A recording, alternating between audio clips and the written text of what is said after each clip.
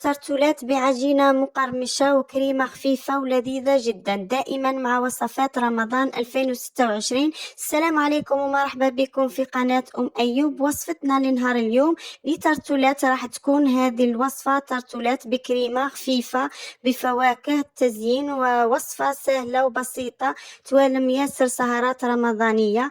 روحوا مباشرة نتعرفوا على الوصفة وطريقة التحضير. أول حاجة راح نبداو بها هي العجينة. عندنا 250 غرام زبدة، عندنا كاس سكر ناعم 150 غرام. نخلطهم مليح حتى نتحصلوا على لون يصبح مايل للبياض، يعني يعود قوام كريمي. عندنا 2 حبات بيض كاملين. هذه عجينة الصابلي يعني اللي نديروا بها ترتولات ناجحة 100%. جربوها بهذه الطريقة وراح تعجبكم. واللي يمدلها القرمشة هو بياض البيض. ونضيفوا 150 غرام بندق مرحي نصف كأس. تقدروا تبدلوها بالجوز أو اللوز أو الكاوكاو، يعني المكسرات اللي متوفرة عندكم. نخلطوهم مليح. نضيفوا الفرينة تدريجيا، ونضيفوا مغرفة صغيرة خميرة الحلويات 5 غرام. نضيفوا الفرينة حوالي 300 غرام ونلموا العجينة. وهذه الوصفة تجي مقاديرها مضبوطة، تبعوها خطوة بخطوة وراح تنجحوا فيها. للترتولات لقيتوها محتاجة الفرينة تقدروا تزيدوا الفرينة، نتحصلوا على عجينة تكون طرية. يعني أنا عطيتكم الفرينة بالجرام ولا زدتوا الفرينة دوكا ترجع حسب نوعية الفرينة. يعني قادر الجرام اللي عطيتهولكم 300 غرام تتقيدوا به، وقادر تلقاو العجينة طرية ياسر تزيدوا لها الفرينة. دوكا هذا يرجع حسب نوعية الفرينة. انا راح نستعمل هذه النوعية تاع ليمون، وانتوما المول اللي عندكم تقدروا ديروا به. ندي كمية من العجينة وراح ندير هذه الطريقة. هذه الطريقة أحسن من نديروهم كريات ومن بعد يعودوا يضيعون في الزبدة كما هكاك. ما تصلحش تعود العجينة كل مع بعضها. تستعملوا الكمية اللي تخدموا بها أحسن. كما راكم شوفوا كيفاه الطريقة. تبعوا الطريقة ومن نرقوهاش في القاعدة، ونحوها كما راكم تشوفوا نحو الحواف بالموس بهذه الطريقة. وراح نسووهم مليح. وفي القاعدة كما راكم تشوفوا نديروا بالعود تاع الكيردون، نديروا به الثقوب وندخلوها للفرن على 180 درجة. نطيبوهم من تحت ونزيدو نشعلوا لهم من فوق، وبصح من فوق لازم ما نخلوهمش يطيبوا ياسر. نخلوهم يعود اللون تاعهم اصفر برك، ما نخلوهمش يحمروا من فوق. وهذا هو الشكل تاعهم بعد ما طابوا. شوفوا كيفاه جاو ما شاء الله. ويتنحاو من الليمون بكل سهولة. وهذا هما لي ترتولات تاعنا كيفاه جاو. نروح نحضروا كريمة الترتولات الاقتصادية بدون بيض.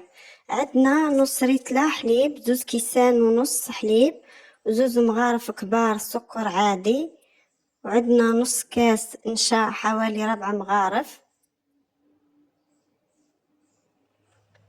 حوالي 4 مغارف كبار. ونخلطوا مليح ونحطوها على النار. خلطوها مليح كما راكم تشوفوا. نحطوها على نار متوسطة مع الخلط المستمر حتى يثقل معانا وتحصلوا على القوام المرغوب. بعد ما طابت كما راكم تشوفوا، وهذا هو القوام اللي راح يعني اللي نحتاجوه. لازم يعود هذا هو القوام تاعها. راح نضيف مغرفة كبيرة فاني، والفاني نديروه يعني باش يعطينا ديك النكهة اللي تعود في الكريمة. عندنا مغرفة كبيرة زبدة ونخلطو كما راكم تشوفوا.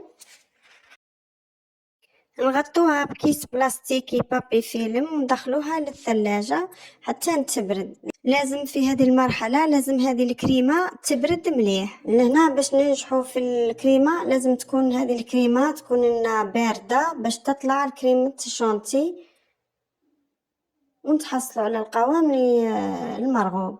عندنا نص بودرة الشونتي، نص كاس. نخلطوها مليح،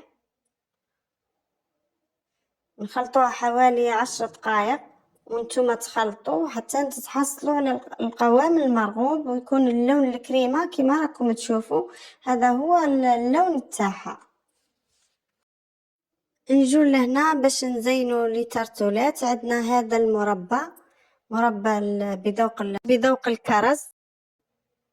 راح ندير كميه في الوسط كما راكم تشوفوا.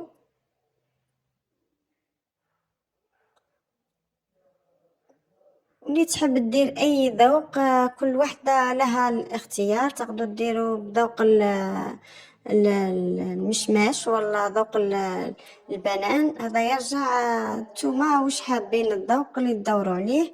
لهنا راح نملاهم الكل بالكريمه كما راكم تشوفوا. راح نكمل نزينهم الكل بالكريمه.